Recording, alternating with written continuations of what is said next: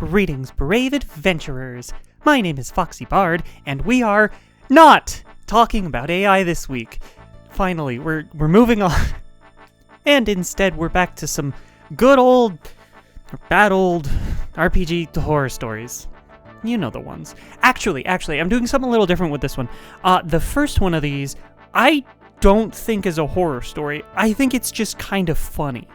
So we'll see how that plays with my core demographic of depressed 20-somethings who really just want to feel an amount of emotion as they go through their ever-growing despair with the world and life in general.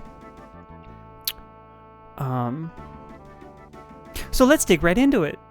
Our first story comes to us from the user Valchrist Storm and is titled, "Careful What You Don't Ask For, You Might Get It." Now, like I said, I don't actually think this one is much of a horror story. In fact, I think it's very funny, and I applaud everyone involved in this game. So, without further ado, tale start. A little more lighthearted than some, and the horror entirely came from me, and was, I feel, entirely justified. I was running a Vampire the Masquerade game back in the days when you didn't have to specify which edition it was. For those who don't know, the system is point buy, and you can get extra points by taking flaws, sometimes called disadvantages, or just disads for short. For instance, you could have more points to buy attributes and skills if you took, say, a physical disadvantage, such as a missing limb, or a psychological one, such as a phobia. Oh man, I took like so many of those when I was making, me. Yeah. This is where the problem starts. One player, we'll call him That Guy, decided that he wanted to try and cheese the system by giving himself a phobia that he was sure would never come up. We were playing in modern-day Los Angeles, so he gave himself a phobia of elephants. Clever, right? Hey man, there's an Italian restaurant in LA called Elephant. It's not pronounced correctly, but you can get cacio e pepe for like $18. Food is too expensive. Except that I'm the sort of GM who believes you need to earn your disad points. I don't let people get away with physical dependence on breathing air in Champions. I'm sure as heck going to make you earn your phobia of elephants. Also, wait a second. Elephants are awesome. Why would you be afraid of elephants? I love elephants. I asked him if he was sure about this. He was sure. I asked him if he expected to see a single elephant in modern-day Los Angeles. He smirked and said no. He smirked, fam. Whew. At least try to hide that you're gaming the system. Or, don't. That's fun too. So, okay. I decided I wasn't going to just forbid it. Instead, I was going to have some fun with him and the situation. We do love a storyteller who knows how to bite back. Or trunk back, I guess. Tusk back? Folks, there were elephants everywhere. Not always the real things, mind you, but pictures, statues, TV show clips, adverts, you name it. It started when the Coterie, the in-world game for a PC group, were investigating something and had to go to an occult shop. There were statues of Ganesh on almost every counter. Player had to roll his phobia check to see if he panicked or not. For those unaware, although I imagine you can guess from context, Ganesh is a Hindu god who is an elephant. Well, okay, Hindu gods are a little cool and different. Basically a humanoid shape, but his head is an elephant. I like him. God of beginnings, wisdom, luck, and the removal of obstacles. Basically the god of good vibes. He's the best. Elephants are the best. A little while later, there was a poster for the circus coming to town, complete with pictures of elephants doing circus elephant things. Player had to roll his phobia check. See, this is the kind of GM antagonism that is very funny. Back in their lair, one of the NPCs had on a nature documentary. Player had to roll his phobia check. A chase led them into the LA Zoo. Player had to roll his phobia check. Does the LA Zoo have elephants? Let me double check. Yes, in fact, they do. Awesome. Good for them.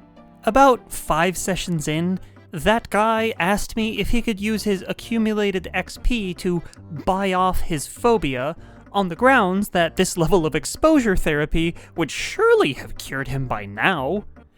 That's a thing in Vampire. As you do things, rather than like level up, you get more of those build points at the start, similar at least, to unlock new abilities or upgrade existing ones, etc., etc.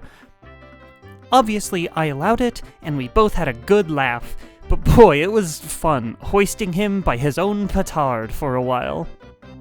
Tail end. Like I said, no horror stories detected here. This is two people, like GM, well, storyteller, and player just having a laugh at something like a throwaway choice that was meant to be a little bit metagamey, trying to take advantage of the system, and being turned on its head in a way that felt organic and is super funny. I love this story. Good job, everyone involved.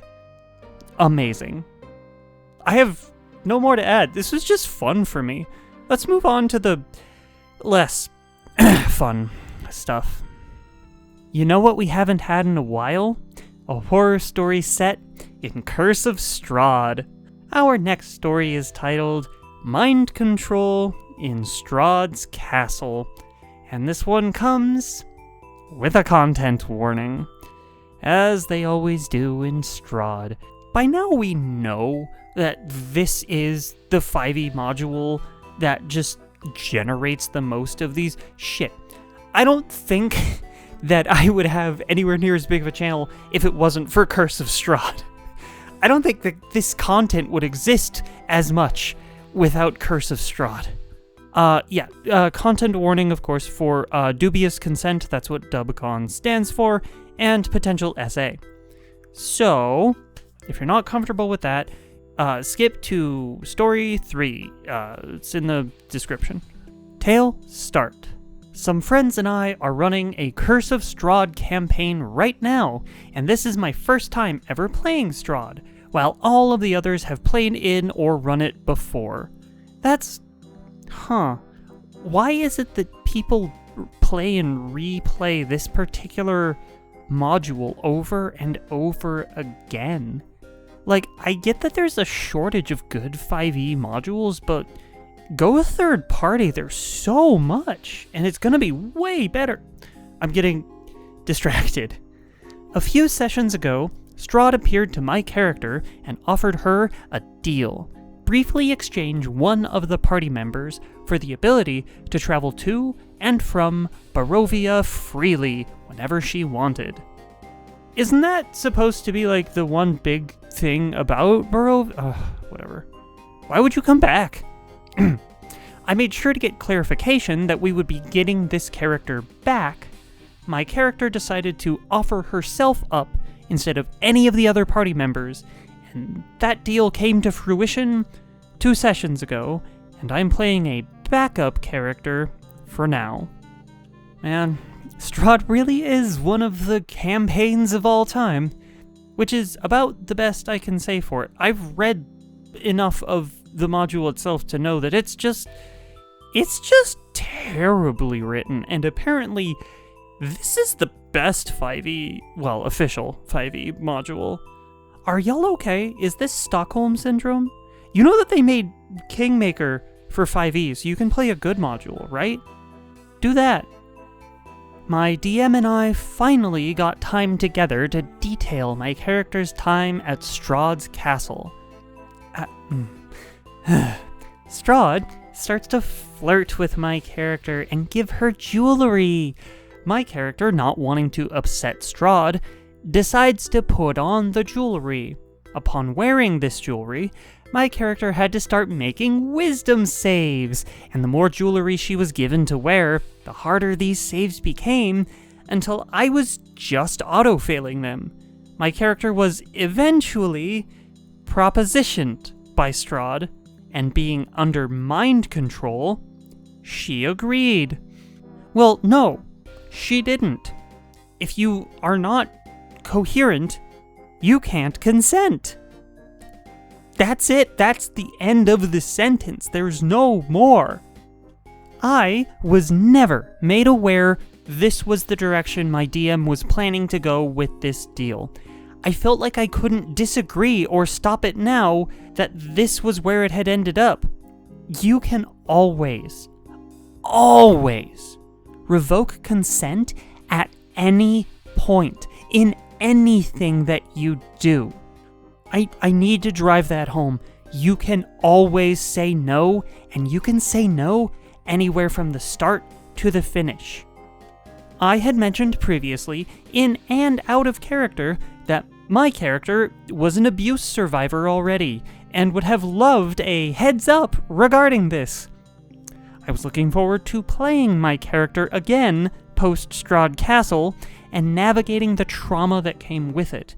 But now, I am not sure I even want to stay in this campaign. My DM is my friend, and in multiple other campaigns with me as a player, and I fear the social repercussions leaving the Strahd campaign will have. Tale, end. A short one, but an important one. To reiterate, any time that you choose to give consent to anything, you can revoke that consent at any point in time, and it is the right thing to do if you're feeling uncomfortable. Now, it's hard to do that in the moment, especially if someone is kind of pushy, or if there's this sort of social implications for doing so because of other connected friend groups and the various etc. But if you take anything from this, it's that. It's you can always say no. And you should when it matters to you, when it's important. Now, it is also quite fucked up that the GM decided to just spring this on you without warning. That's not okay. These are expectations that should be set. And while the mind control and the bribery and that sort of stuff, that is all in character for Strahd, because he's an incel, you should still communicate upfront before you put any character into this situation, especially if it's one-on-one, which it sounds like this was. So I think that this is the GM taking advantage of a situation where he holds all the cards and using it for something weird. I checked down in the comments, and OP here said that this player, the GM, had in other campaigns really pushed extremely hard to try to force romantic relationships between characters, even when it was clearly not wanted and turned down multiple times. So this was a pattern of behavior. Which, of course, begs the question, why was he not removed from the various groups for this? He was clearly making other people uncomfortable.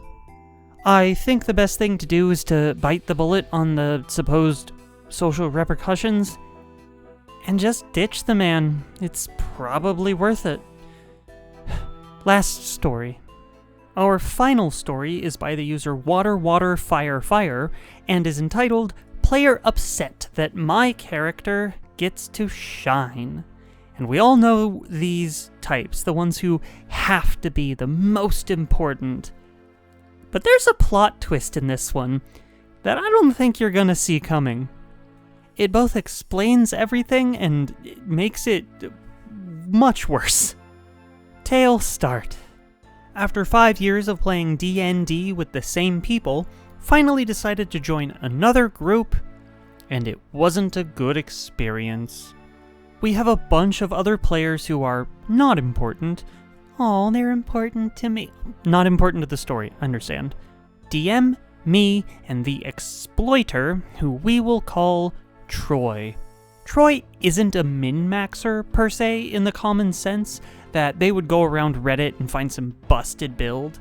Exploiter loves to find some obscure rule wording and throw a gotcha at the DM.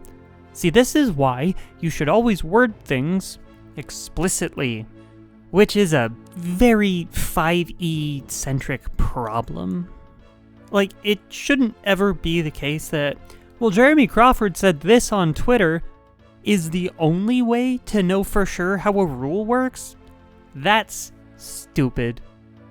Troy enjoys breaking encounters and brags about he, quote, soloed the encounter. My man here really wants to play a video game. Because of this, DM often gets caught off guard and loses concentration. Encounters break and all. He gets fed up, but instead of, talking to Troy, he decides to run a hard encounter. Players start dropping in-capped. I also went down, but an NPC we adopted used the potion on my inventory to bring me back up. DM realizes his mistake, so he decides to pull his punches by allowing some players to get away with things.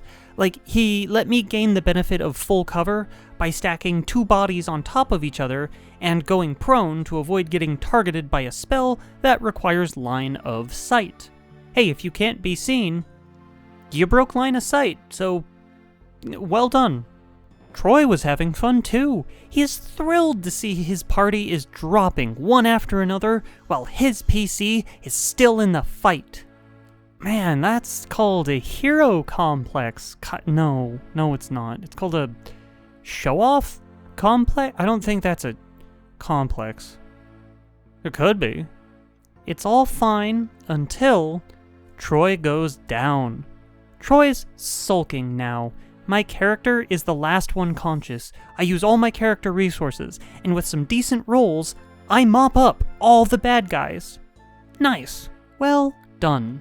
I felt great. The other players were cheering me on. The DM did well enough to salvage an encounter that was designed in bad faith, so good on him. You know who's not happy? Troy. Troy sulks a lot, then goes, "That was a terrible encounter." And I mean, maybe it was not balanced properly, but it sounds like it actually wasn't that bad for the party, like slightly overtuned. But I think a really hard fight is good every now and then. Keeps the blood flowing, I was thinking, well, yeah, that's valid. That encounter was heavily skewed into killing us, with 2 players immediately out of the action before round 2. But that wasn't Troy's issue. He said something along the lines of, "Did we really win the encounter? There was some BS ruling there." The DM asks, "What parts exactly?" Troy went on about me, how I'm able to take full cover. He said that was BS and the enemy should see me a little bit for line of sight to connect. I mean, I think it's perfectly reasonable to be able to scrunch up your body enough to stay hidden behind 2 other bodies. You're probably not seen. I was gonna say invisible, but you're definitely not invisible. You're just, not in total cover. Oh, look at that. The DM informs Troy that he understands why it can be iffy, but he will stick by the ruling and move on for now. Good. Yes. Have that backbone. Well, for now. Troy wasn't having it. He said the party should be dead now, because there is no way the spellcaster wouldn't have seen me. He also pointed out that the DM is giving me favoritism, such as using the NPC to bring me back up. Fun fact, the NPC was just hiding until another player asked if the NPC helps, now that I went down, since my PC is very close with them. See, that's what happens when you establish personal relationships instead of just trying to be better than everyone else. The DM, just wanting to move on, apologizes for the imbalanced encounter and promises to have a discussion about it after the session, since we're almost done anyway. Troy relents, sulks around, leaves the table without saying anything to pop up later and just generally being disruptive. Someone's a sore loser, which is especially funny because he won the encounter was beaten. You guys won the encounter. I know I made Troy look bad here. No, you didn't. But I kinda get it. I too would be upset if the DM designs an encounter to kill us, not out of raising the stakes or challenge, but they're out for me. If I did something wrong, I'd prefer if the DM come talk to me than punish me in game. See, that right there, that is the take-home point of how things should have gone. Well, I'd understand, except Troy is a 40-year-old man and the DM is his son. Tail end. Yeah, I bet you didn't see that one coming, did ya? Oh, man, sometimes RPGs with family can be super fun and awesome. And then other times, your family is... If I say the name Dwight Goodman, does anyone know who I'm talking about? You know, we're better than you, and we know it. That Dwight Goodman? That's what Troy is giving off here, is Dwight Goodman vibes. Nobody makes him bleed his own blood, after all. This will probably just devolve into dodgeball references if I keep going. So this was a standard case of not communicating, which we've seen a million times before, and, well, that's the solution, is you talk about what's bothering you, and you approach people, and you say, hey, I don't like this. This is not great. Can you stop, or at least tone it down? Which is a difficult, well, no, it's not. It's an easy conversation to have, but it's a difficult conversation to feel like you have the ability to have. Especially in this case, when it's your dad, that makes it much harder. Now, the take-home here is not to not play with your family. You can play RPGs with your family. That's fine. It's really good sometimes. But not every family. And I don't think this one. Yeah. Maybe if OP is still with that group, which I doubt, they seem sensible. Maybe bow out after this. That's probably what I'd do. Well, there we go. The bread and butter, the meat and potatoes, the peanut butter and jelly, the bacon and eggs, the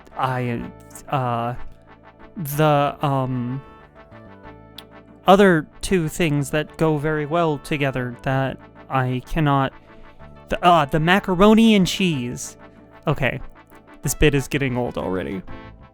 The bread and butter of my usual content, some RPG horror stories. Well, 2 horror stories, one extremely funny, I love that story and everyone in it.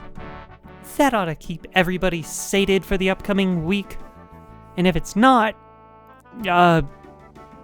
pay me, I might make more. Maybe. Don't forget to like this video if you like the video, subscribe to the channel if you haven't yet done so, leave me a comment telling me what you think of all this and all the places that you would expect to see elephants in Los Angeles, or how best you would punch Strahd in the face. or how your dad would react to,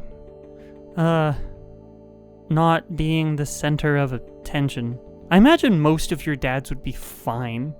But you know what's better than a dad? That's not true. My patrons over on patreon.com/FoxyBard, I love them like a father at least, except for the ones that aren't men. Then I love them like a mother or otherwise genderless parental unit, because we are non-discriminatory in the parent figure department over here at FoxyBard. If you would also like to be loved like a parental figure in my life, you too can go to patreon.com/FoxyBard and sign up for as little as $1 a month. You got $1? Come on, it's $1! And I haven't even raised prices for inflation. Well, I guess Apple did. If you know, you know. But that is all I have for you today. And this whole week, actually. It'll be about 1 week more, and then I will have more for you, probably. Barring catastrophe. Nobody's planning a catastrophe, right? Like, we're good for at least a week, right? Right? We're still gonna have America a week from now? That is a serious question I have to ask these days. So we're not going to dwell on that, and instead I'm just going to say bye.